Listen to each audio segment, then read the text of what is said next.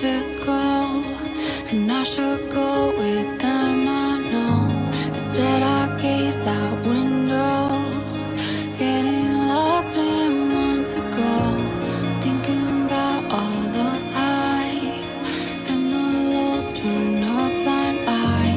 The rose glass says make it alright.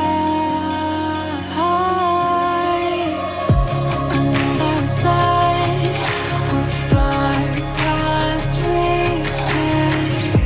But what if I say I don't hear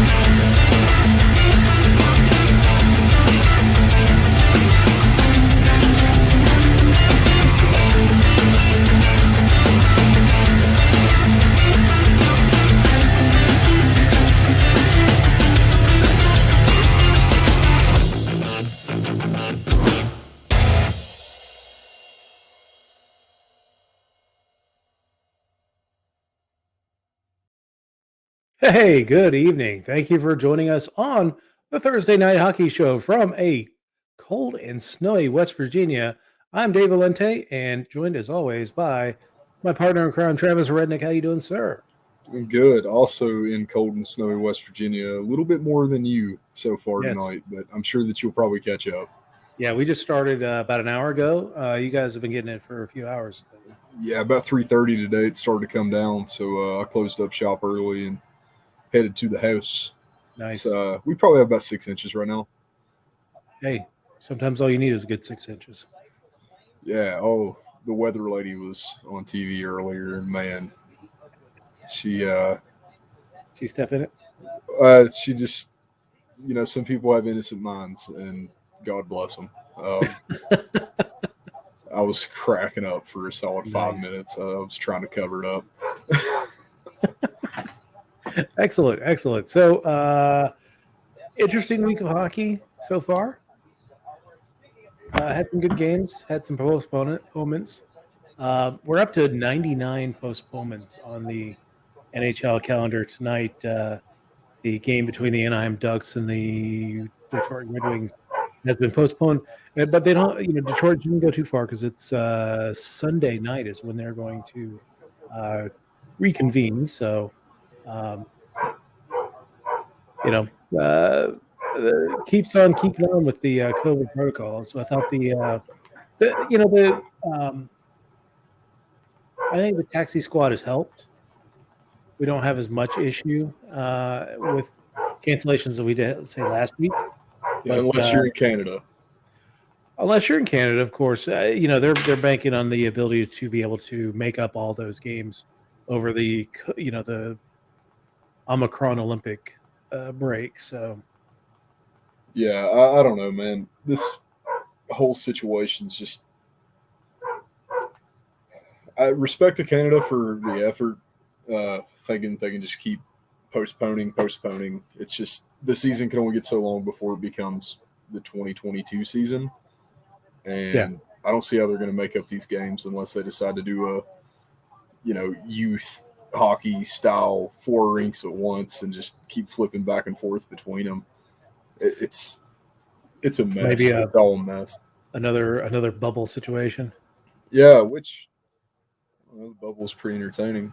I think that the It best was, thing they could have done was keep the Northern Division, yeah, but we're already past that, and now it's just not going too well for them. So yeah. It's a struggle, and this week one of the few games between Canadian teams to get off the ground was impacted as the Edmonton Oilers were taking on the Toronto Maple Leafs last night. Should have been a big marquee matchup. One, it was played in front of an empty building in Toronto, and Connor McDavid, the star of the league, is out on COVID protocol. So you yeah, know, Edmonton actually held their own pretty well though. yeah, they did. Austin Matthews was able to skirt around it, and he still played. I was surprised that they actually scored two Yeah, against Toronto. Let's see. well, as bad as Edmonton's been playing lately, they've just taken such a nosedive, and this is not just with McDavid only missed the one game. He's been in the lineup, and they've been struggling. They're on the struggle bus right now. So, um, let's see. Nikita Kucherov is coming back. Of course he So, is. It's almost playoffs. but yeah, he's going to be in the lineup against the Flames. I think they play tonight. They do. Yeah. Yeah. Yeah. So Starting at 7. yeah. In fact, let's take a look at the schedule as it's coming up here. 7 o'clock We start. have. You Wild got it. and Blues. Or sorry, Wild and Bruins. The Sabres and Sharks start at 7 as well. The Flames and the Lightning, a 7 o'clock start. Blues and Blue Jackets and Devils are at 7 o'clock as well. So we've got a ton of 7 o'clock games. Penguins and Flyers as well. So you've got 1, 2, 3, 4, 5 games kicking off at 7 o'clock. Then you have an 8:30 start. The Panthers are in Dallas to take on the Stars. The Jets are in Colorado and Denver to take on the Avalanche. Your Arizona Coyotes, for now, are taking on the Blackhawks at home. Was that necessary? Come on, man.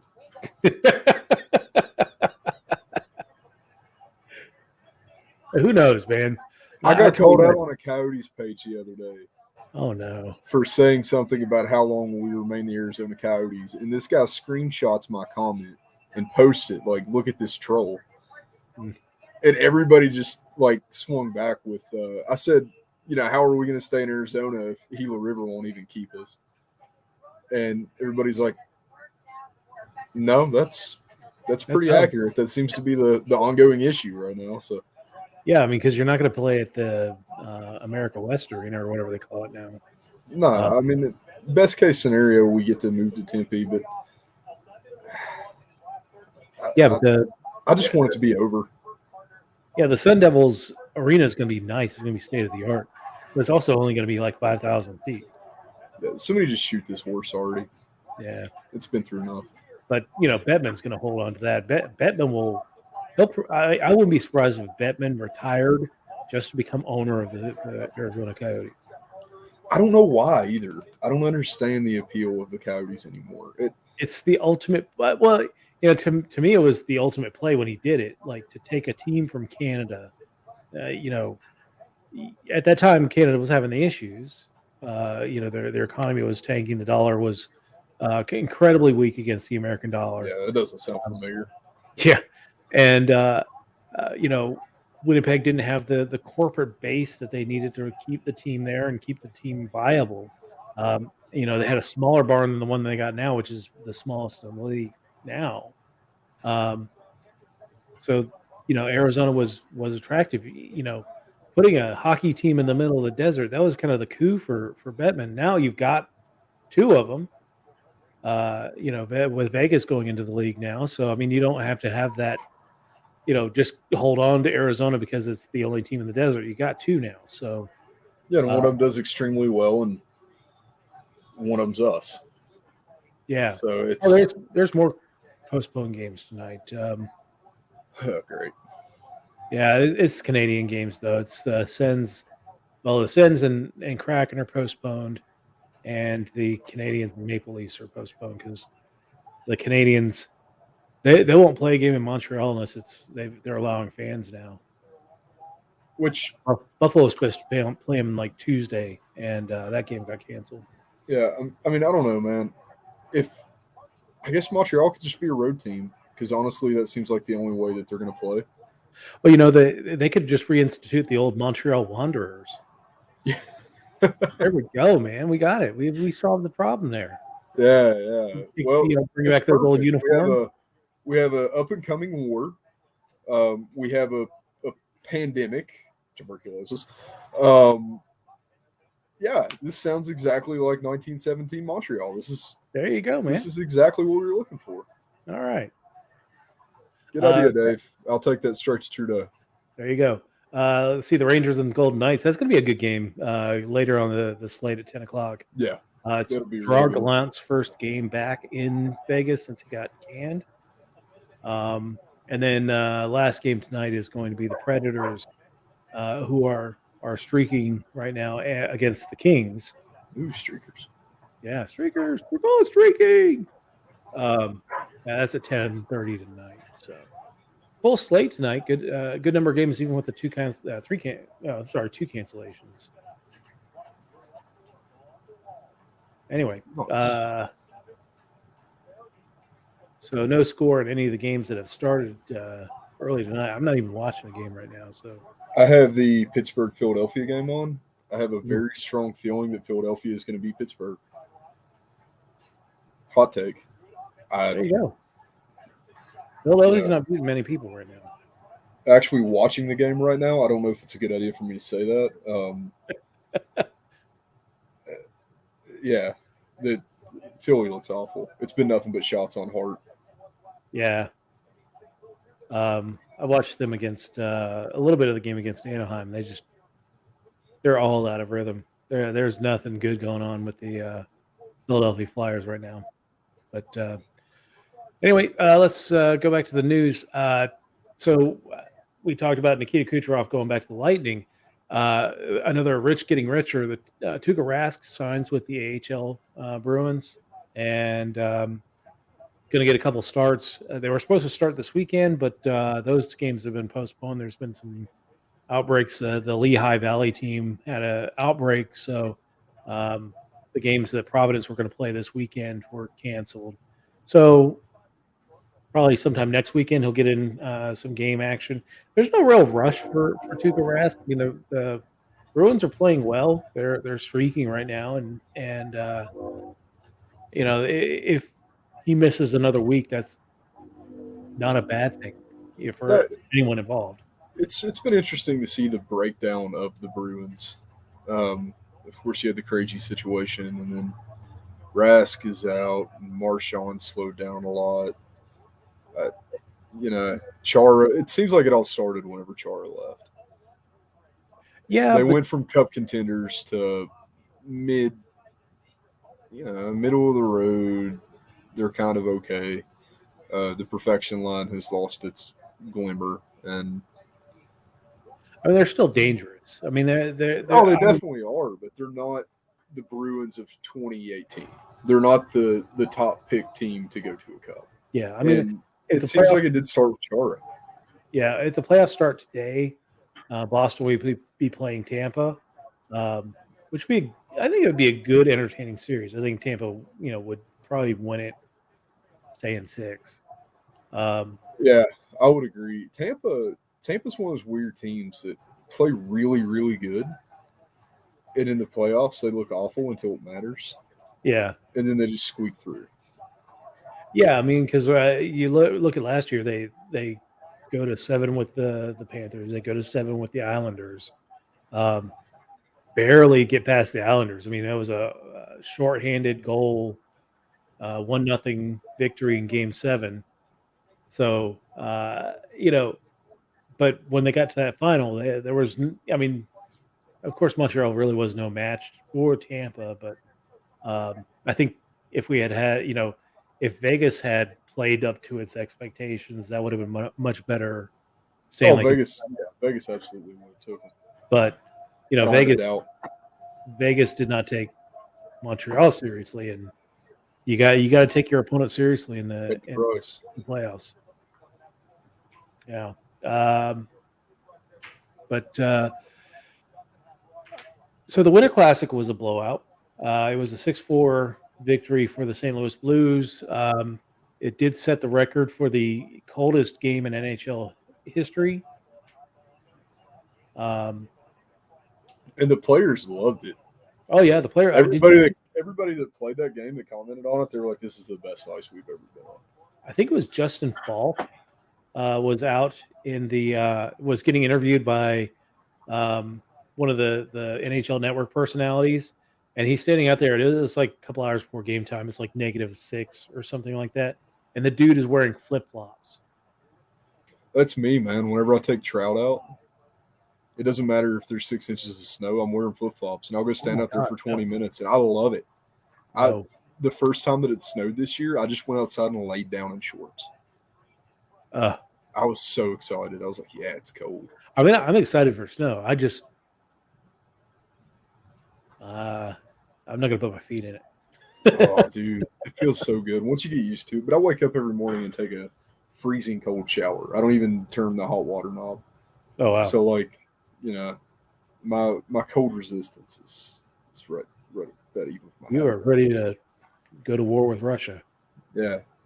Well, maybe everyone should be, Dave. we might all be. So good news and bad news with the Winter Classic is that it was the highest rated regular season game in NHL history in the United States. It had a 0.60 share, but it was the lowest rated Winter Classic. And the difference is that the previous Winter Classics have all been on network television, NBC specifically. And the new television contract, they put this on cable, so it was on TNT, which I'm sure contributed to the fact that it didn't have nearly as much rating as previous Winter Classics. Um, I think also having it at night wasn't a big help. Um, and it wasn't. I can kind of understand the appeal of doing it at night though on the first because everybody wakes up hungover and then they have a little bit of time to recuperate before they start drinking again. Sure.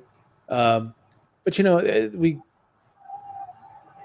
the other thing is it didn't have it had two really good teams. I mean, both St. Louis and Minnesota are top flight in their division, but it wasn't like a marquee media market matchup. Yeah, yeah, You don't have. I mean, that was why Chicago got in every Winter Classic or outdoor game for 6 or 7 years. It's original six. It's a major media market, and there's no reason not to include them in that Winter Classic. yeah, Uh, absolutely. at least one of the teams has to be like a major media market. You can make arguments for St. Louis, kind of. I think St. Louis really is kind of it was a major media market for a long time, but it's not as big of one anymore. Kansas City is actually a much larger media market in the country than St. Louis is. Uh-oh. Um, you know, I don't know. We'll see what happens with the other outdoor games this year. I know Buffalo and Toronto are scheduled to play in Hamilton, and there's one more outdoor game, and I can't remember who's playing. Man, I'm still upset about losing the Carolina game last year. Why is that? The Carolina outdoor game. Because I absolutely would have drove down to Raleigh for that. Yeah. I'm expecting them to get an outdoor game pretty soon, though. Yeah, I mean, they've been performing the part that it would make sense. And, the nice thing about Raleigh is they don't have anything else except for NC State football. And pretty much all of Carolina. You got the whole triangle area that you could do something cool in, Yeah, absolutely. And it seems like all of North Carolina heats up pretty good for Carolina hockey. Yeah. Especially whenever they're playing like they have in the past 2 or 3 years. Because, there's always that cup contention and people know that it's coming at some point. Everybody's excited. You've got the old hero and Rod Brindamore trying to reclaim victory like the 05-06. So I think that Carolina would be a good focus for a little bit more interactivity from the NHL. Yeah. Because I mean it's a pretty big area for hockey. You go to Carolina. I was in Raleigh. Actually, New Year's Eve, New Year's Day. I had a show that I was working in Raleigh at the fairgrounds, which I was 20 feet from PNC Arena. Everything down there has a hurricane on it. Every car you pass has a hurricane. Hurricane's vanity plates. The restaurants all have Brindamore jerseys hanging up. So I would like to see them be a little bit more active in that area. I think it would be a good play for the league. Oh yeah, yeah. It was touch and go there. After they won the cup in 2006, the team fell on hard times. I mean, they really they didn't make the playoffs until about 3 or 4 years ago. Yeah. They went through quite a long struggle between that cup win and getting back to really a sustainable team now that competes every year and is a lot of fun to watch. And I think the whole storm surge and all that stuff has really kind of engaged the community to really back the team. So it's good to see. Get it kind of poo-poo some of the detractors of I hear it all the time from some of my Canadian friends. Like Southern hockey, putting teams in non-traditional markets, and it's hard to get any more non-traditional than say Raleigh, North Carolina. I mean, it's NASCAR college football country and college basketball country. I mean, that there are sports that take priority, but then you put a good team in there, and like I say, you put a successful team anywhere, you're going to start getting fans out to the game. Yeah, Tampa. Yeah. Tampa's another great Tampa example. has so much going on that is better than Tampa hockey. They've got the Bucks. They've got the Rays. Everybody coming out of Tampa right now is absolutely fantastic. All the professional sports in that area. Yeah. And it still seems like, with the exception of Brady fanboys that followed him from New England, Tampa hockey's the biggest thing in the area, bigger than the Bucks. So it definitely does compute that it doesn't matter where you are; it just matters if you're good. So we got a couple goals. Both of them are in the Columbus versus New Jersey game. Thomas Tatar scored early in the game at 51 seconds. Thomas, and it was matched by Max Domi at 4:54. So both guys are on their 8th goal of the season, and it's 1-1. Every other game is still 0-0 at the start. Do you remember the Thomas Tatar guy from Montreal? No. Stupid drunk, like maybe 20-ish guy in Montreal, and a newscaster walks up to him from Mike, and they're like, "Who's your favorite player?" And he's like trying to stand up. That's where he's at. And it was, I don't know. Every time I hear Thomas Tatar now, I just see the guy's face, like eyes glazed over. Sweet. So feel good of the story of the season. Let's flash back to October. The Seattle Kraken have their home opener, the building opener at the Climate Pledge Arena, and a young medical student named Nadia Popovici is sitting in really good seats, right front row, right behind the Vancouver Canucks bench. While she's watching the game, she looks over and sees the assistant equipment manager, Brian Red Hamilton, sees a mole on his neck, and she notices some irregularities about the mole being a medical student. So she, for 2 periods, really tried to get his attention. It was like slapping the glass, wasn't able to get his attention. Finally, he looks her way. I guess, he's probably, as a professional athlete or being involved in a professional sports team, I'm sure you get people trying to distract you from your job. And I think that's probably what he was going through at that point. But when he turned around, she put up her phone to the glass and it said, "Hey, you should get the mole on your neck checked out. It might be cancerous." He didn't really know how to react to that. I'm sure that's very hard to process while you're in the middle of your work, and all of a sudden somebody slaps something up on the glass saying, "Hey, you might have cancer." But he kind of put it in the back of his mind for the rest of the game. Did get it checked out. It turns out that it was precancerous. That if he had left it, he had no plans of addressing this mole.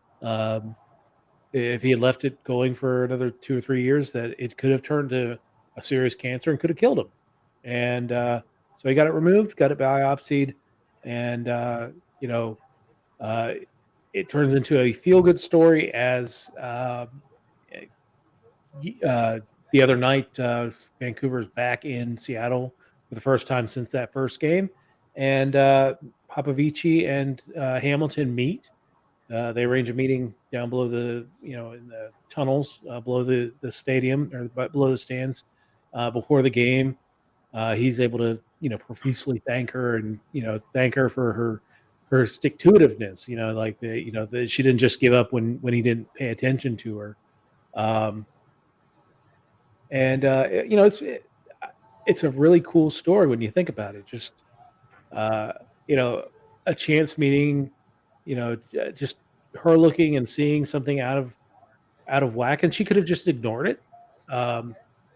She said she grew up a Vancouver Canucks fan, but she's a Kraken fan now. She has I think her parents have season tickets behind the visiting team's bench, and both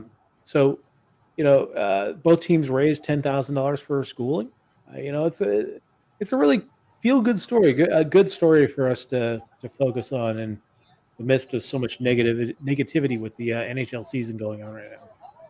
Yeah, I also have a history of trying to get equipment managers' attention, but usually just for pucks. Yeah. Never anything meaningful. So good for her. That's really nice. Yeah. So, I do. I think she's hurting for $10,000. I mean, her parents have Have season tickets behind season the tickets bench. Yeah. behind the bench. I mean, those are several $1,000s, especially for a brand new arena, brand new team. They could have charged whatever they wanted to. And it's in Washington. Yeah, I mean, An Uber in Seattle to go 5 miles is like $40. yeah, it's. But you know what? She did. I mean, honestly, both teams could have just stroked out a check to pay for her medical schools. But it's cool. I mean, I'm not going to say they didn't give her enough. I'm not going to complain that she got money when there's so many deserving students that didn't get money or don't get money. But again, it's a feel good story. They did the right thing. Everybody did the right thing, and it worked out. Red Hamilton has a young family. He just started a family and has young kids, and he'll be around for them. And it's cool. It's the thought that counts, not the Yeah. $20,000. Yeah, exactly. From good news, let's go to bad news. So if you remember, the 31st pick of the 2021 entry draft was a young man named Logan Mayu. As a Swedish defenseman. He was being investigated for sending sexually explicit pictures of that he had taken of a girl. He sent it to all of his teammates, sent it to several other people, and I think he was convicted in Sweden of, I'm not even sure what they term that. Some form of sexual misconduct, yeah. It was a sexual misconduct charge, certainly. He was suspended by the Swedish Hockey Association. He was suspended by the Ontario Hockey League. He was drafted by the London Knights.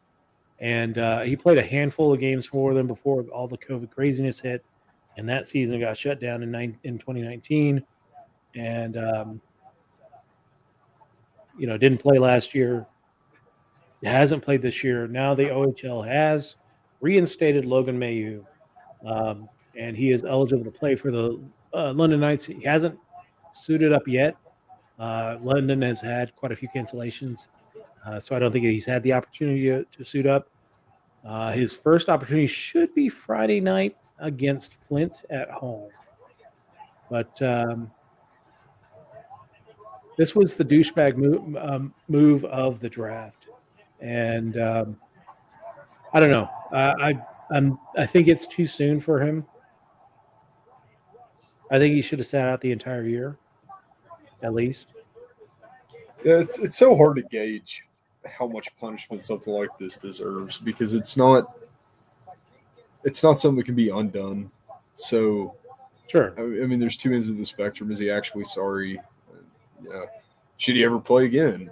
It's just there's so many different ways that it could go. That yeah, and to his credit, he did say, when all this stuff broke and heading into the draft, that he didn't want to be drafted. Yeah, then Montreal was just like, no, we're taking you.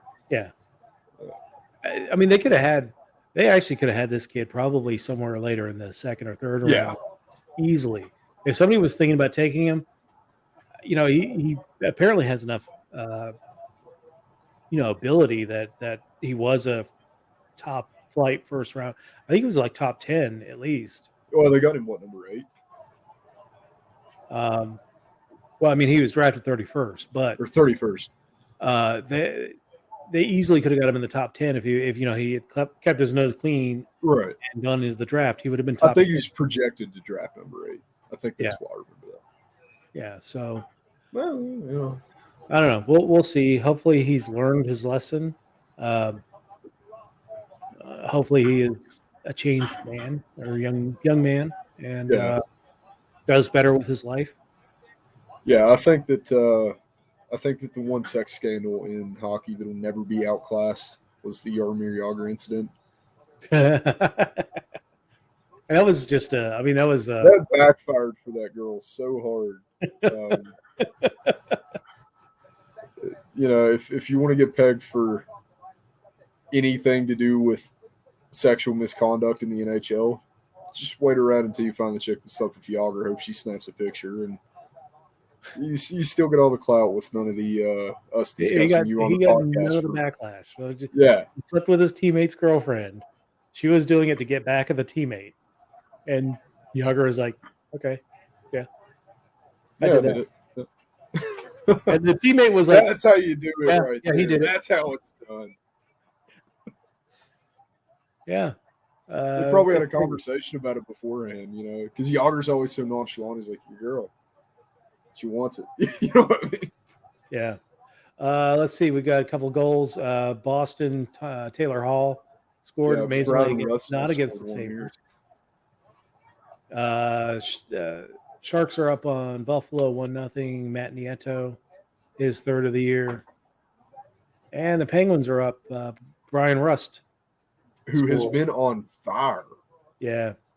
Rust has been just smoking. Strange people to be on fire on this team, like Evan Rodriguez. Last season before. Oh.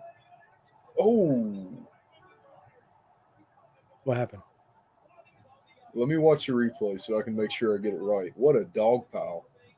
We are going to have a phenomenal fight tonight. Sweet. In Pittsburgh, Philadelphia, which is kind of on par for the Pittsburgh, Philadelphia course. Yeah.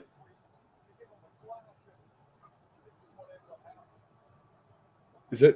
Yeah, Tristan Jarry just came out of the net trying to get a hold of a Philly player. And, I mean, he came, out to the hash marks chasing him. Excellent. That's the way it should be. No, that was, full-on Ron Hextall, chase him down, slashing his stick at him. It's Lafton is going to the box from Philadelphia, which he's an instigator anyway. There you go. Let's see. The Olympics are going to turn into a de facto World Junior tournament. Canada has secured, last I heard, they secured the services of Owen Power and several of his World Juniors teammates to play in the Olympics. The United States, in response, have invited Jake Sanderson and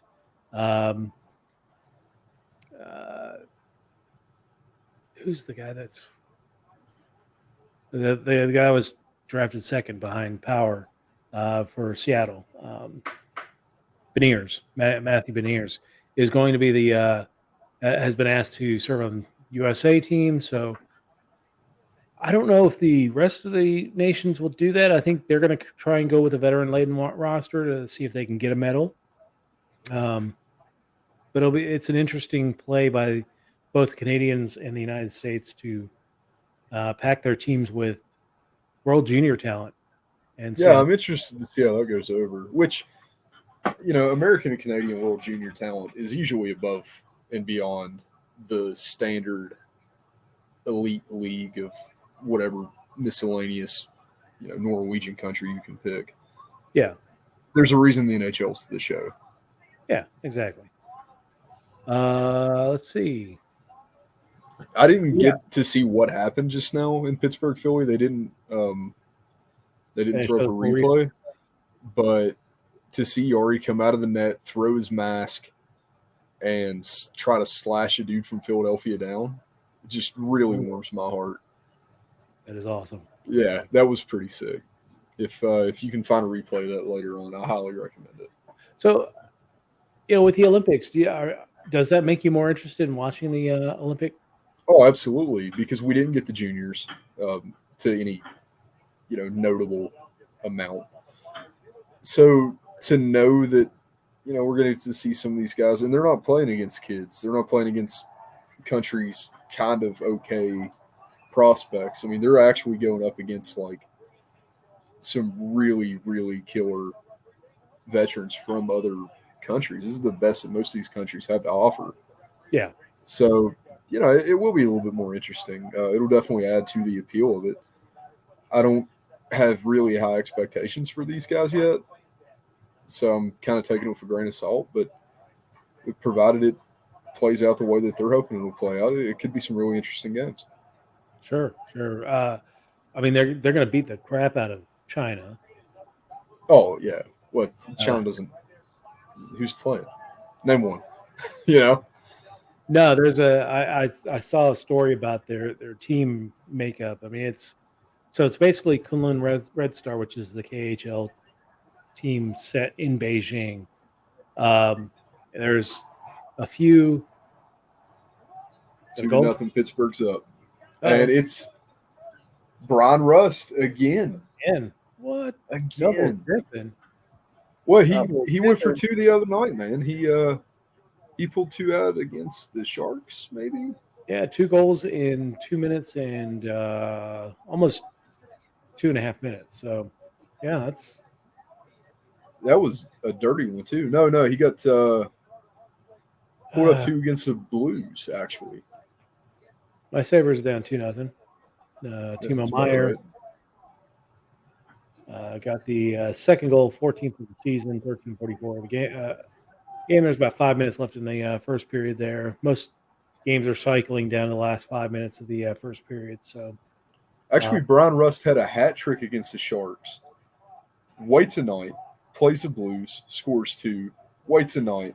Now he's playing Philadelphia. He's already got 2. jeez. Rust is probably going to be the goal leader for the week, if not the month, at this rate. I mean, if he can keep pulling these out, because the way the Phillies playing right now, I made a bad call. 10 minutes ago. I'm going to bet on it. There's a reason. I can say whatever I want, right? But Yeah. no, I mean, Rust is on track right now for a hat trick, and definitely it's 16 minutes in the first, and he's already got 2 up. This is insane, man. I'm loving So it. you're talking he did a hat trick the other night. Hat trick, 2 goal, and he's on track for a hat trick tonight. If he keeps playing like this, there is no chance that he's not going to get a hat trick, not 4 goals. I mean, this kid is lighting it up right now. Well, which is strange because he's only got this is his 9th goal of the season. So all of his goals have really occurred in the last week. Yeah, he must have hit his head or something. Yeah. Found his game. Nice. Let's see. Wild have tied it up against Boston. Kaprizov nailing it on the power play. Love Kirill. Yeah. All right. Let's see. The All-Star Game voting is going on. It'll wrap up Saturday night at midnight Eastern time. And leading each of the divisions, because I think we only vote for the captains of each team. So, and then the rest of the team is filled out. I think it's by the captain or someone else. I don't know. Ovechkin is leading in the Metropolitan Division.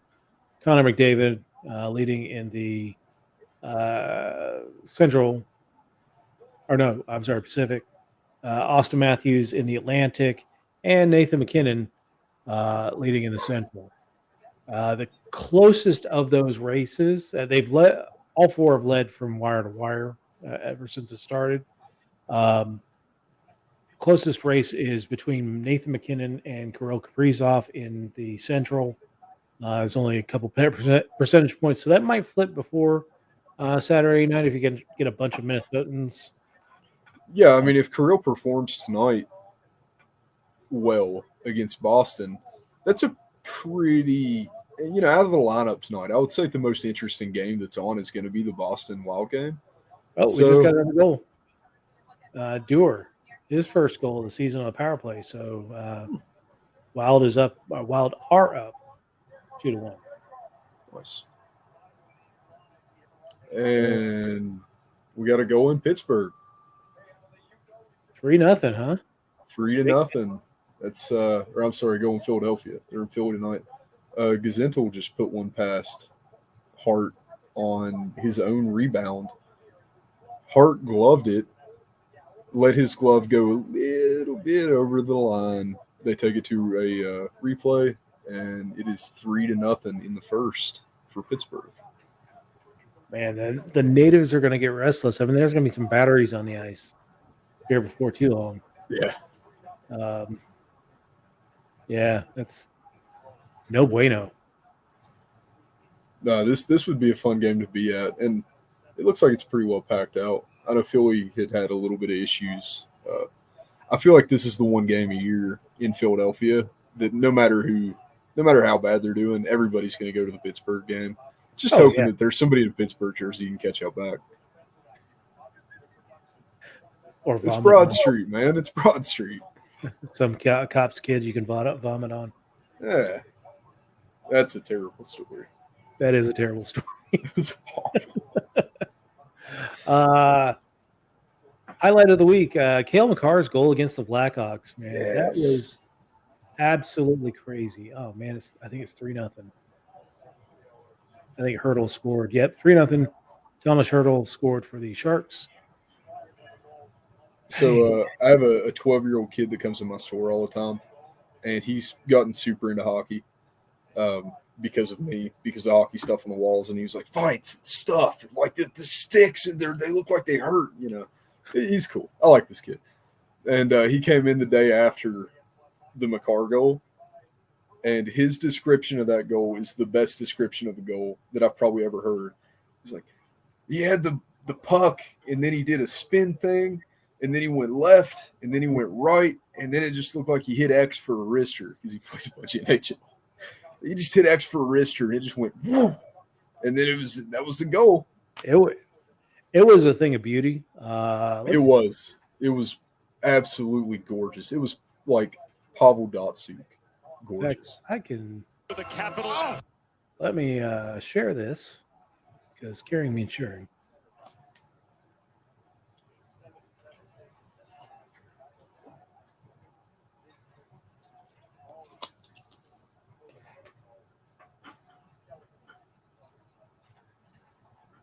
All right, here we go. What a play! Oh my goodness! To Makar. There we go. Makar holds in the corner and now along the half court. Oh, beautiful wheel around move. Shoots and scores! Jeez. Colorado wins it in overtime. What a pirouette goal scored by the young defenseman, Cale Makar. That wasn't even a pirouette. I mean, that was just stop. I looked at their great Joe Sakic, their general manager. And just are you kidding me? Immediately go the other direction. Like it was just watch the situational awareness, drawing the defender in Kirby Dock, lulling him in, jams on the break, cuts back, takes us toward the net, forehand, backhand, top shelf. Good night. What a play by Cale Makar. Is this guy special or what? That was filthy with a capital F. What a play! Oh my goodness, Cale Makar. What a So that goal is sick, and I hope it never gets better. The only thing that could have made that goal better is if it was in slow motion and it was the game winner against the Russians in 1980. Yeah, I mean that's it caused Soviet Union right then and there. Yeah. The Berlin Wall just formed a giant crack whenever he took the forehand. Just he goes to the backhand, and then all of a sudden, like the country lines start to show back up for the satellite states. He puts it in the back of the net. Stalin rolls over in his grave, and then just evaporates. Yeah, in his little glass box that he's still sitting in. Isn't that creepy? Like he's still. I want to see it. I want to go see it. He's still there. Like he's. I know. Oh, that's. Why do you keep that around? Because Putin wants to be Lenin. Oh, man. I think he more wants to be Stalin. Yeah, well, I mean, if you were in the position, wouldn't you want to be Stalin just a little bit? No, just a little bit. Like make everyone disappear. I mean, dude, he worked for the KGB. What other aspirations could the man have in life? Exactly. Yeah. Willie O'Ree is getting his number 22 jersey retired by the Boston Bruins on the 8th. Which I thought that already happened. I did too. Like it's a weird deja vu thing. You put it on the rundown for tonight, and I was like, "Did you read an old article?" And then I looked it up, and sure enough, I mean, it's just they did the NHL got super into doing the Black History thing, and of course, Willie O'Ree is by far the most important African American player ever in the national. Well, African North American player in he played in Boston. Give it to me. Yeah. In the National Hockey League. So it's weird that the number hadn't been retired just because of the historical significance for Willie. Good that it's happening. I just was kind of surprised to hear it because I really did. They maybe plan to do it before COVID hit and then it postponed it. It could have been. I feel like that might Well, be a thing. he's not going to the ceremony itself. He's gonna video in because he is, I mean, he's 86 years old. Yeah, He doesn't want to travel and with the pandemic and all that stuff. So he's going to video into the ceremony. But yeah, I mean, it should have happened years ago. Um, people who don't know who Willie O'Ree is, he broke the color barrier in 1956, I think. yeah, he was Jackie Robinson for hockey. Yeah, so he and should he should be treated as such. Yeah, he suited up for the Boston Bruins against the Montreal Canadiens and made history. And it was really not even like a big thing when it happened. Like, No, nobody cared. It It was a novelty. well, it barely got a mention in the paper. It was like, Willie O'Ree breaks the color barrier, but it wasn't. I mean, you'd already had the Jackie Robinson. You already had the color barrier broken in football and all that stuff. I don't think that anybody in hockey actually cared. It was just finding somebody that was good enough to play in the league and also not white. Yeah. Like that seems like the I mean, you're starting to see more people of color playing hockey, especially the younger kids now.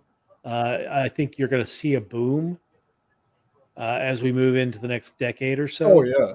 Not only Canadian kids, because I mean that's really been kind of our sources. We've had a bunch of Canadian kids. We didn't get an African American actually playing until the late 70s when Val James came up for Buffalo.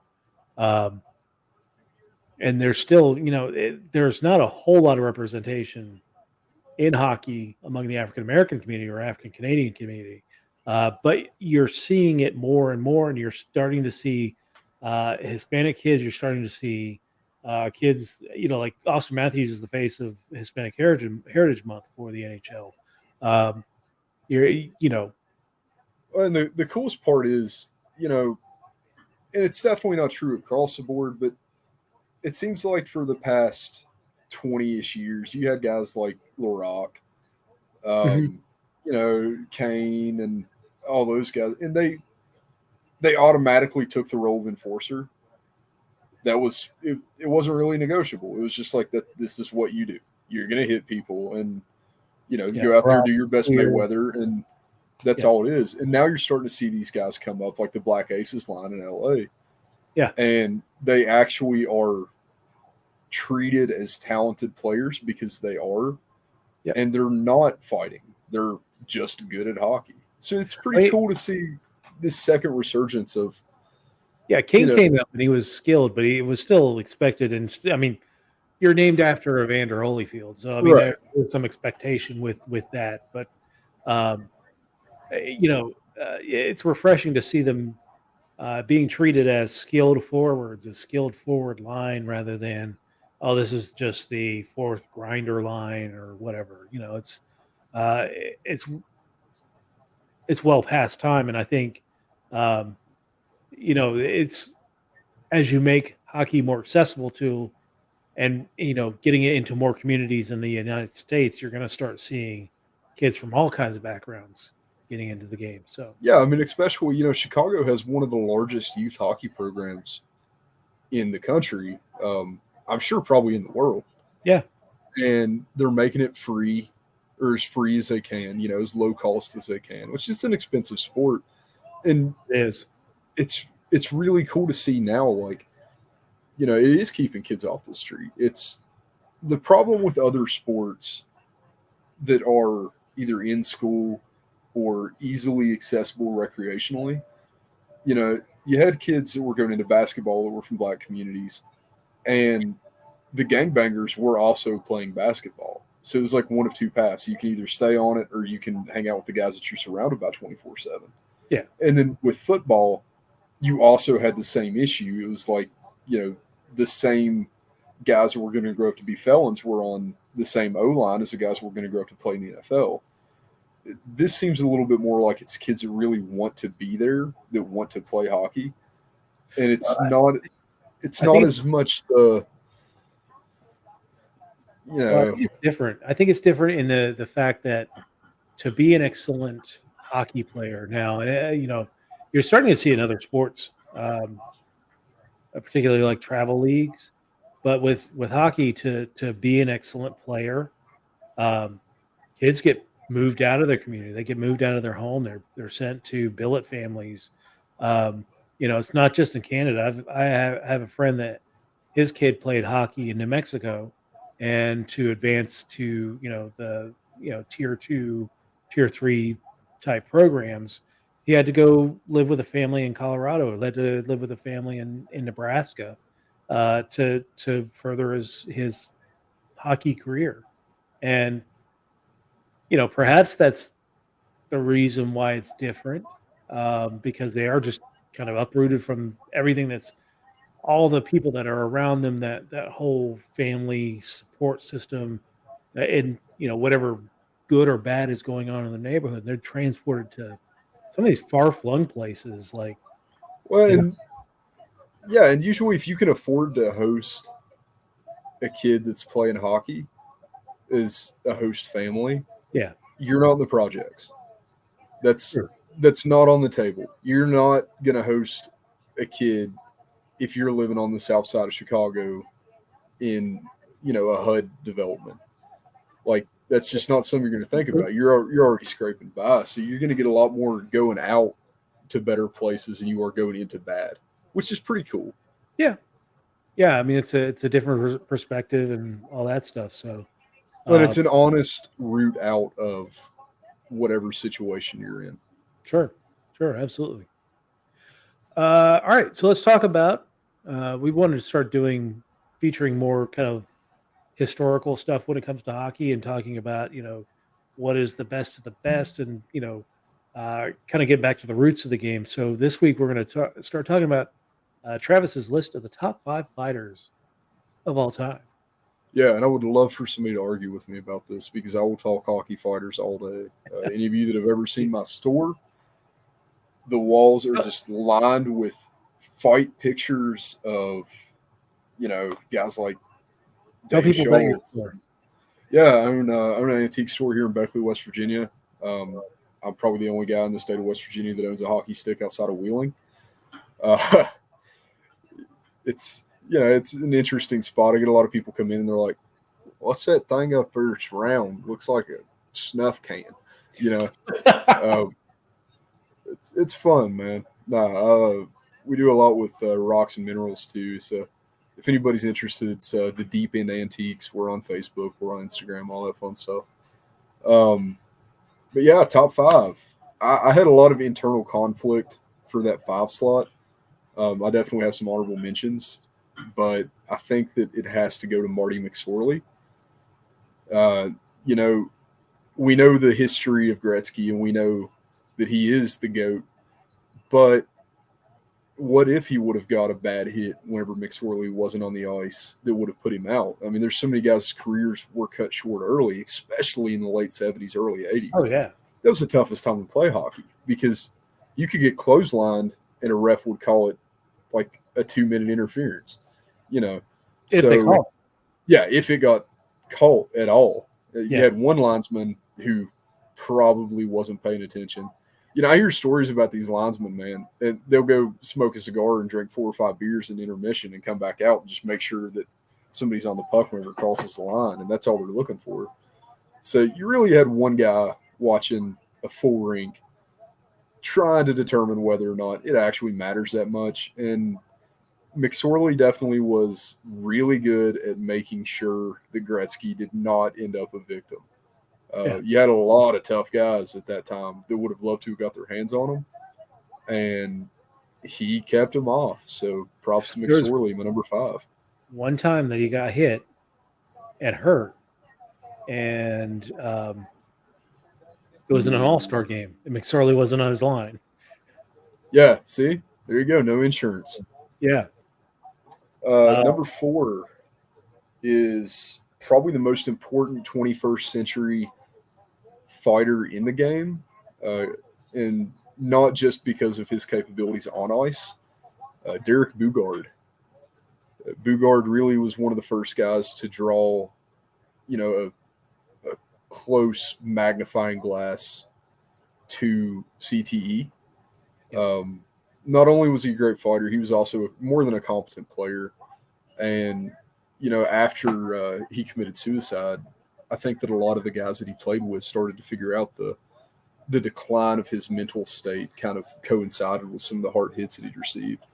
So I don't know without Bugard if we would see as much focus on concussions as we do today. All the other sports picked it up about the same time as us. So it's definitely a chance, but it's nice to know that even though he's gone, he didn't not leave a legacy.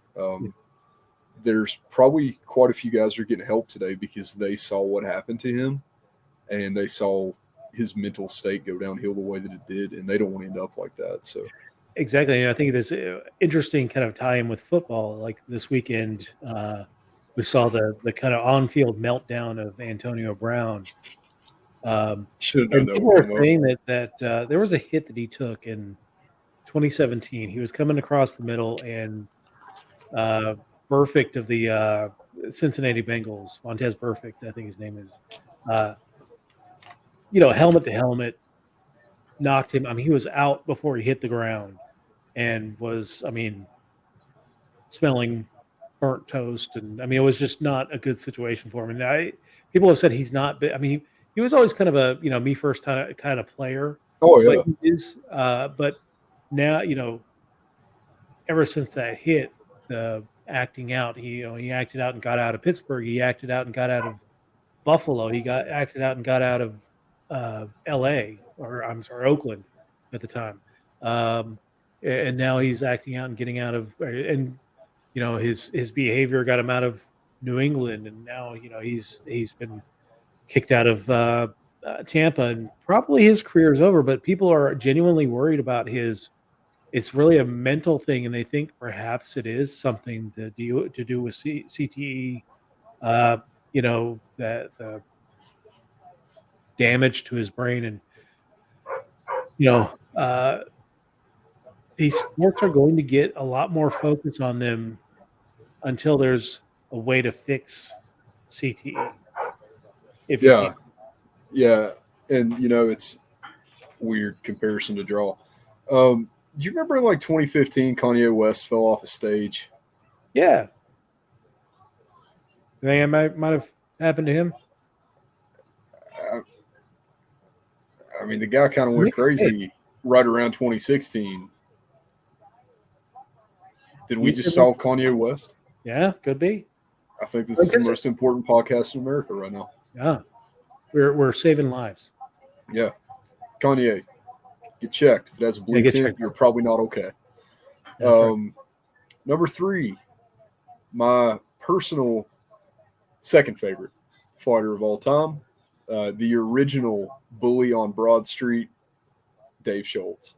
The coolest thing about Dave Schultz was the man who had to capitalize on every aspect of his life.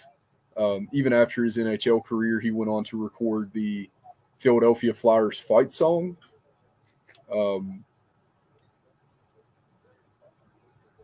Good try, Dave.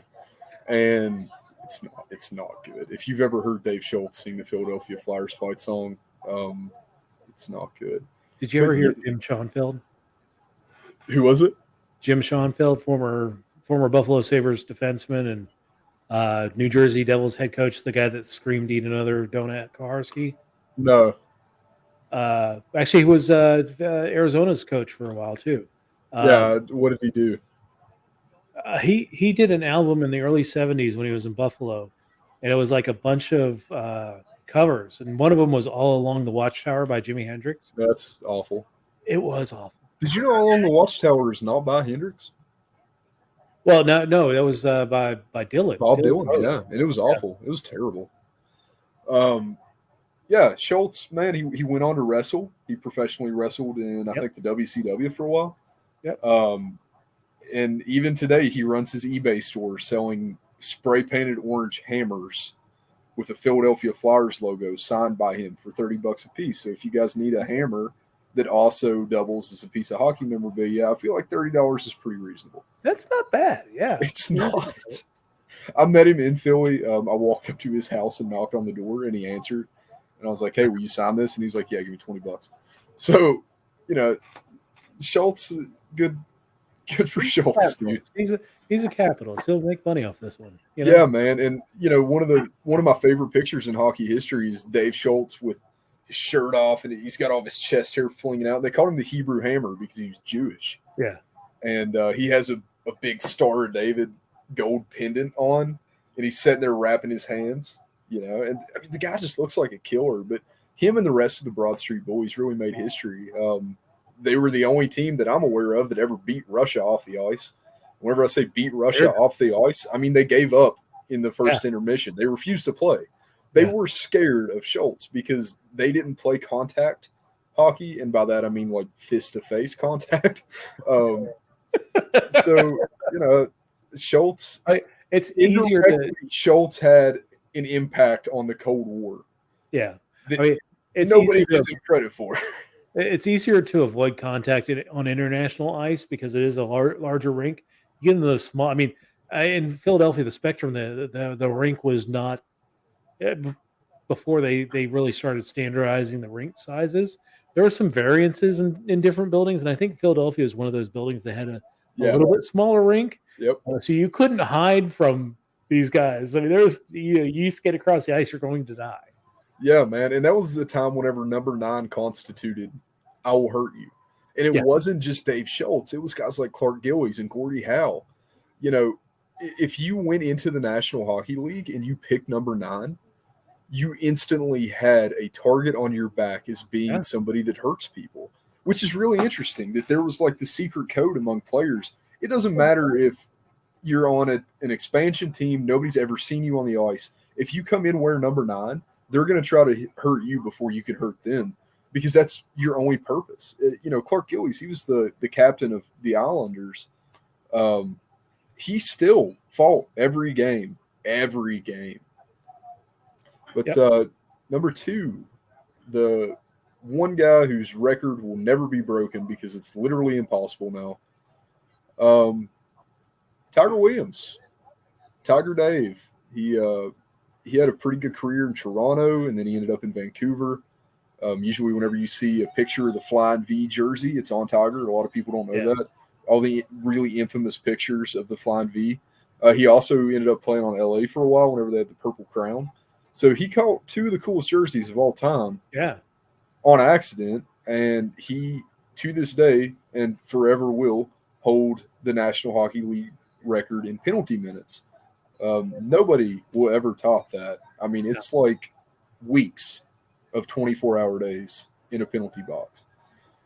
He was known for being insane.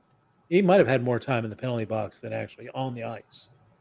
It was close. I've looked at the numbers, and it was too close for comfort for a guy that had like a 14-year career.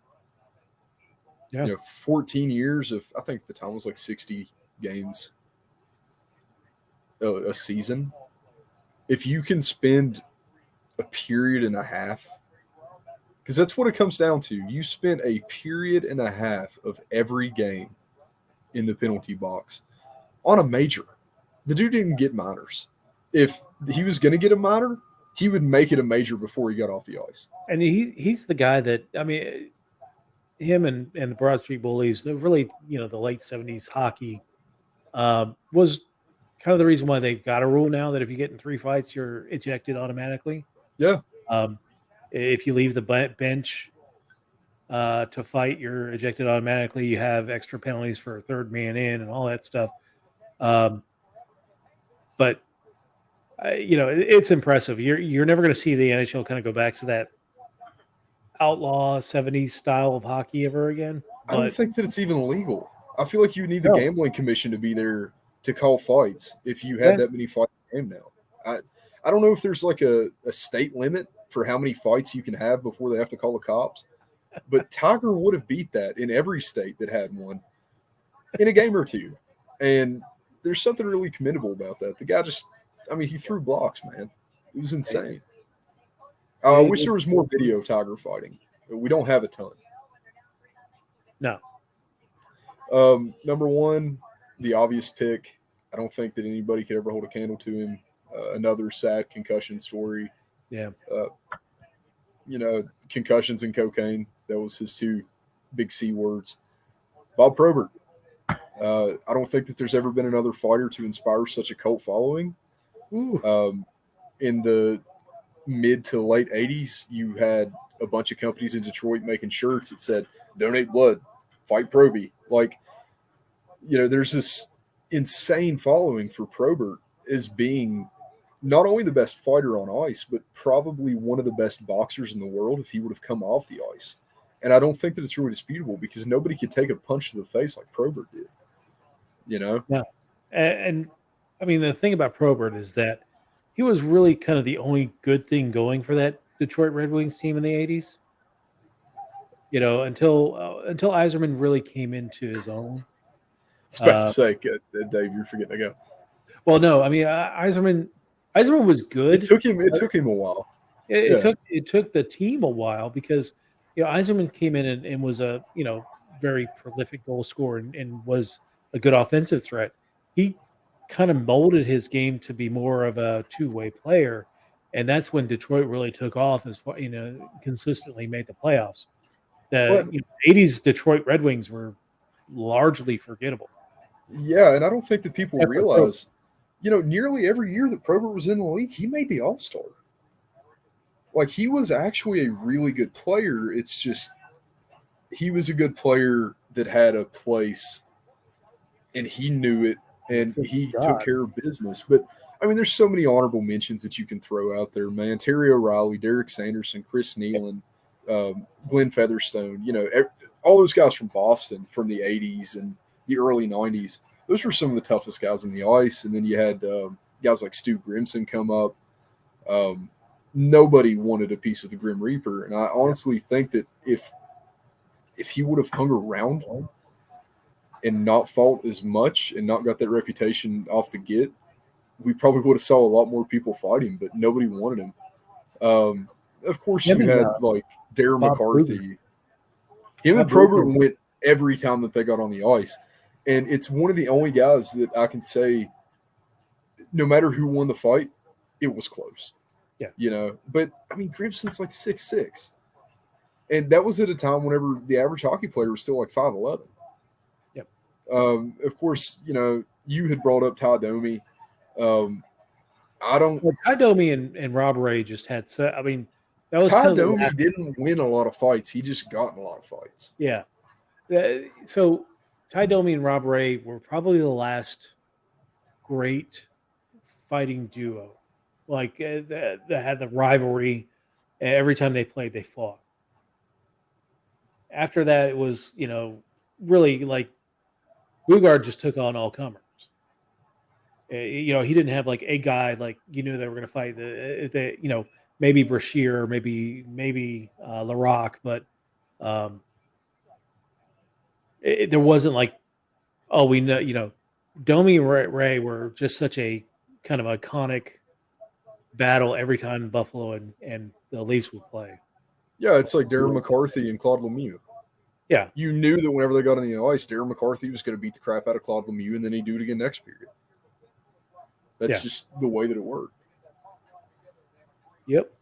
But if there's any discrepancies with this list, I would personally love to hear them, and I will shoot you down as fast as humanly possible or admit my defeat on my favorite subject and my favorite sport. Yeah. That's a good list, man. Well, I think next week we'll do the top 5 or 10 fights of all time. Okay. I think that we'll get some video rolling on that one, and we'll look at some of those fights. Yeah, but number one is indisputable. So yeah, we do 9 through 10. Yeah, Probert's not even in number one. Which one do you have as number one? Oh, dude, March 26, 1997. Oh yeah, of course. Fight Night at the Joe. Yeah. And then you've got the Blues with the St. Patrick's Day Massacre. Yeah, I mean, there's definitely some good, not just fights, but line brawls that really took off. One I'll bring up is Buffalo and Ottawa. Yeah, that was a killer fight. That was, I mean, Every time they fought for like 3 years. that was the first. I mean, that was the first time I ever saw a forward player take on a goalie. When Andrew Peters went after, damn, I can see him, the old Ottawa Senators goaltender, the guy who died. I know who you're talking about too. Yeah, I know who I'm talking about. I just can't remember his name. Getting old sucks, man. Damn. All right. So, who are your two teams who are hot at this point? Oh, I actually feel a little disgusting to say this. Pittsburgh. I hate the Penguins. I hate the Penguins too. I hate the Penguins, but man, they look so good right now. Yeah, I mean, Pittsburgh has been, they are. They're lighting it up like crazy, and you're seeing a lot of the unexpected few stepping up that are doing it. And I don't know, I mean, good for them, I guess. I don't like to admit that they're doing well. They are. My other one, the Rags. The Rangers, they have put the smack twice in a row now on Tampa. One of them was a hard and heavy shutout. Yeah. You put a 6-0? 6-0? It was something stupid. So. Yeah. You put a 6-0 shutout on the defending league champion, and you have a surprisingly positive record. It's kind of hard to not put you on the list. Yeah. No, I don't disagree with either one of those. I mean, you could. Florida, Toronto, they're all still motoring along. Vancouver, they're still. I mean, they went 8-1-1. I mean, the problem with Vancouver is they were so far down. They're still 7th in the Pacific Division, despite winning, 8 and getting points in 9 of their last 10 games. They're 35 points. Now, that's only 3 points out of a playoff spot, and that's because one of my cold teams, the Edmonton Oilers, is just it's a dumpster fire. It is dive bombing bad for Edmonton right now. About that time of year. It's not like, oh, it's a big surprise. Edmonton hits midseason and starts to go downhill. We do this every year. Yeah. I think it's because it gets too cold in Edmonton. Nobody wants to practice. Well, and the problem is they haven't addressed any of the issues that have plagued them in previous seasons. They still have a very suspect defense. Yeah, Darnell Nurse is a good player. But he's one guy. Beyond that, there's not much in Edmonton. You've got Mike Smith, who is 40 years old and injury prone at this point in his career. He came back and played last night, but he, still lost that game against Toronto. You can say, oh, well, Connor McDavid's out, but that's only been one game. So there's no real reason why Edmonton should be struggling as bad as it is, except for the fact that they just are not a well-constructed team. And that's got to go on. I mean, there's been rumblings now that, Dave Tippett should be fired. And, to me, I don't know that that's the case. And the players have come out in support of Dave Tippett as coach. They say they're not quitting on him or anything like that. But Ken Holland should be getting looked at this point. Yeah. Because he's had a couple of off seasons to kind of address this team. And, remember we talked about how, Quebec is not going to get a NHL team because of, the financial situations. And I think Edmonton is kind of in that situation in that it can't attract those top flight players. Well, in Edmonton, man, the fan base in Edmonton is going to deteriorate quick. There's been petitions to force Connor McDavid to be traded out of Edmonton so he can actually have a career. If you have 100,000 people sign a piece of paper saying that you should get rid of your best player because you suck so bad, you have a problem. Well, yeah. That's a big problem. Well, there was that story that you shared with me about, the guy saying that Gary Bettman should step in and force Edmonton to trade him. I don't want that because then you're going to have Gary Bettman forcing all the top flight players being traded to, Vegas and Los Angeles and New Yeah. York and And Toronto. you're going to end up with like a CSKA Moscow, Dynamo Moscow situation where it's like the only 5 games, 6 games a year that are worth watching are the top 2 teams going at it 3 times a year. And everything else is just kind of like, Chinese ping pong. Nobody Yeah. cares.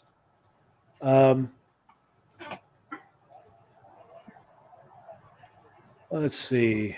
Hey, we got a goal for Philly. Oh, all right. It's not over yet. Atkinson.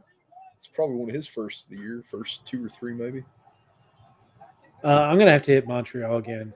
And it's not really an issue with their play. I mean, their play is awful.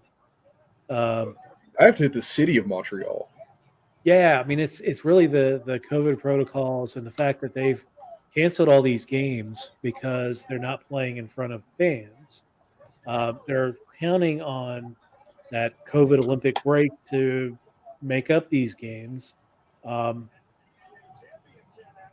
I get that hockey related revenue, the fans and the seats are such a big part of hockey related revenue, but Montreal's like one of the have teams. Like they're going to be okay.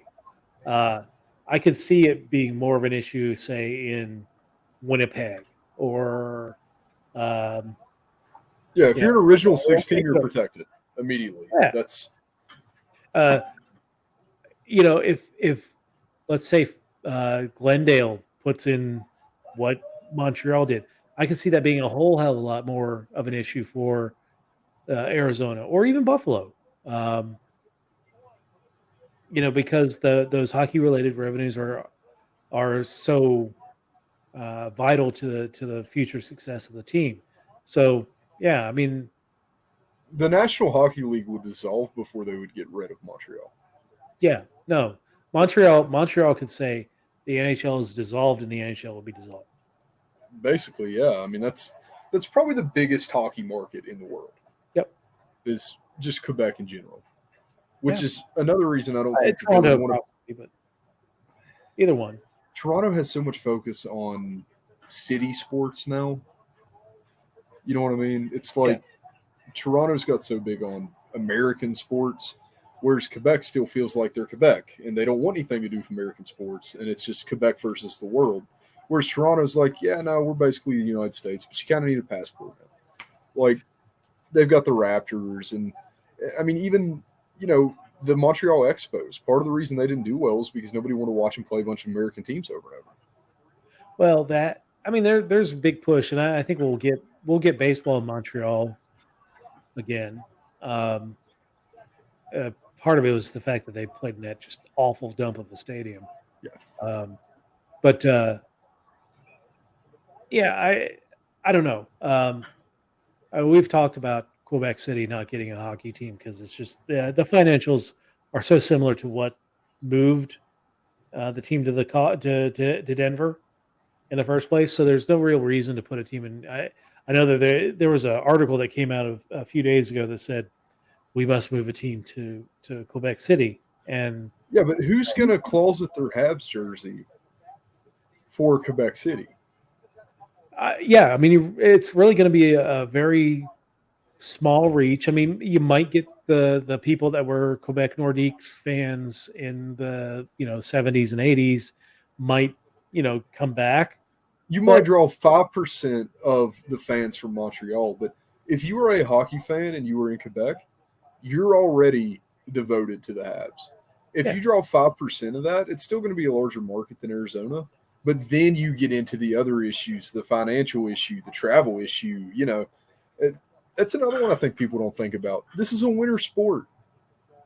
Are you going to land a plane in Quebec City every night in the middle of winter? Yeah. No. It's, there's a reason that a lot of people fly into Montreal and then take the bus ride. It's not realistic for so many reasons to think that Quebec City is going to have a team. No. I think it's going to stay in the States. I Probably don't think Kansas City. I don't think Canada gets another team unless the NHL goes up to 36 teams. Which that's too many. It's going to be too many. It's spreading it too thin. Eventually, it's going to be kind of a they're I think with the growth of the sport and your players playing hockey, you're going to start seeing pressure to do it. I think that 34 teams is too many. I actually think that 32 teams is kind of pushing it. And, you know, teams make sense in that you've got kind of an even. You could do. I mean, I've advocated that you have instead of 4 divisions of 8 teams, that you have 8 divisions of 4 teams, and those you play heavy rotation on those 4 teams, and then you play home and home against every other team in the league. well, and like, you know, with the recent moves for the NFL, teams that I never thought that I would ever see play anywhere but where they were. You know, the St. Louis Rams, if you'd have told me 10 years ago that the Rams would be moving to LA, I think you were crazy. If you'd have told me that Oakland was moving to Vegas, that sounds almost realistic, but still, it's Oakland's been there forever. Yeah. Well, I And mean, but I think that now it's realistic to think that maybe Anaheim, maybe San Jose would also take a move. You know, well, I mean, because they're not California big. is a volatile market. Yeah, well, you know, if you move San Jose to Milwaukee, you move Arizona to Houston, and you move Anaheim to Kansas City, you're covering so much more ground. Yeah. That makes so much more sense than having those 3 coastal teams. Well, the 2 coastal teams and the desert team. Yeah. Because if you're an Anaheim fan, if Anaheim moves, you're still going to be an Anaheim fan. If you're not a fan and you live in Kansas City and Anaheim moves to Kansas City, you're probably going to be a Kansas City fan. So, you know, it's a lot of under potential teams that, I mean, maybe best comes to best, they could draw a little bit better market. Yeah, I don't know. I mean, I think San Jose is kind of insulated because it is in the Bay Area. It's away from. You don't have a competing team, unlike the Ducks versus the Kings. I will tell you that probably the one thing that guarantees your place in you remain in a place is the fact that you've won a Stanley Cup. Of all the WHA teams that came into the league, the only one that didn't get moved was the Stanley Cup winner in Edmonton, and I don't foresee them moving. As many times as they talked about moving Pittsburgh to say Kansas City or the Islanders to Kansas City back in the early 2000s, that it just didn't make sense. You're not going to move a team that's won the cup and multiple cups at that. I think it kind of roots a team to that community. I don't know, but I mean, Anaheim could probably do better if they were the only game in town, and Kansas City would make sense, or Milwaukee would make sense. Yeah, I mean, I'm just hoping that Arizona gets the call to go to Milwaukee. That's honestly right now for where I sit for Arizona. That is my absolute best case scenario. If Arizona goes to Milwaukee, I will 100% follow. Like, without a doubt, the Milwaukee whatevers. The Milwaukee Edmund Fitzgeralds. We can go down again. Oh my God. As long as it's not like Cleveland or Cincinnati, because we know how that works out, right? Yeah. Barons and Stingers. Yeah. I mean, Cleveland doesn't make – it's not a bad choice. I mean, the reason why Cleveland didn't work out is that the Gunn family who owned the Barons. They also own the Cleveland Cavaliers. They put their arena out in the middle of nowhere, and their thought was, they're going to have a big suburb expansion. Have it surrounded by amenities that way, and it never happened. Nobody wanted to come out from like Cleveland and the opposite suburbs through Cleveland to get to that arena. So it was so hard to get people to come to the games. Plus, it was a losing hockey team. There wasn't really much to draw people out in 2 years. That they had the financial problems and were forced to merge with the Minnesota North Stars, who were also having financial issues. But combining This them, sounds like Gila River, actually, as yeah, far as arenas in the middle of nowhere go. yeah. Because I mean, I remember I was out in Arizona in 2007, and we went to a casino out there in Glendale, and it was, yeah. I mean, it's a good ways away from Phoenix. Well, and especially Phoenix traffic. Phoenix traffic's awful. Phoenix traffic's one of the worst traffics in the country. You can't get off of work at 5 and make it to a game by 7. No. If you're on the other side of Phoenix, it's not happening. Yeah. Atlanta had bad traffic. That was part of the issue with the Thrashers, but you had a metro that you could take down to the game if you planned well enough. Yeah, I mean the best case scenario for Arizona would be to be able to start games at 8, but then you have East Coast teams that are starting their game at 11, so the game's not over until 2. Nobody's staying up for that. So, Arizona's just between a rock and a hard place as far as timing goes. Another reason that the Coyotes don't work. Wow, I am really selling myself on this. Well, I mean, also factor in the fact that they don't switch time zones. So part of the season they're playing Mountain Time. Part of the season they're playing Pacific Time. Yeah. But yeah, another team that's hot that we can look at is Nashville. Nashville is on fire, man. They're on top of the Central Division right now, and 8-1-1 in the last 10 games. They beat Vegas, who is now on top of the Pacific Division after starting off slow, and Nashville's putting it together, man. It's pretty impressive. I hate most of Nashville's fans. I'm sure there's a few good ones. I just haven't run into them. I really would like to see Nashville win a cup right now for one reason. Philip Tomasino, get his name on the cup. That's it. There you go. That's my boy. I knew it. Let's take a look at the Trashville. Before we head out tonight, Wilder up on Boston 2-1. Kaprizov and Nico Sturm have scored for the Wild. Bruins got a goal from Taylor Hall. Sharks are up on the Buffalo Sabres 3-1. Jeff Skinner got a goal in the second period. 3 goals the first period for San Jose, Nieto, Meyer, and Thomas Hertl. Still scoreless between the Flames and the Lightning. A little more than halfway through this game. 7:55 left in the second. So looks like the Lightning keep playing like they have been for the past week. I think the Flames will probably take this one. Yeah. Blue Jackets and Devils are still tied 1-1. They had 2 early goals. Thomas Tatar scored at the 51-second mark, and then 4:54 and Max Domi leveled that score. So 4 minutes left in the second, 1-1. And the game that you're watching, Penguins and Flyers, 3-1. 2 goals by Brandon Rust and Brian Rust, and 1 goal by Jake Gensel.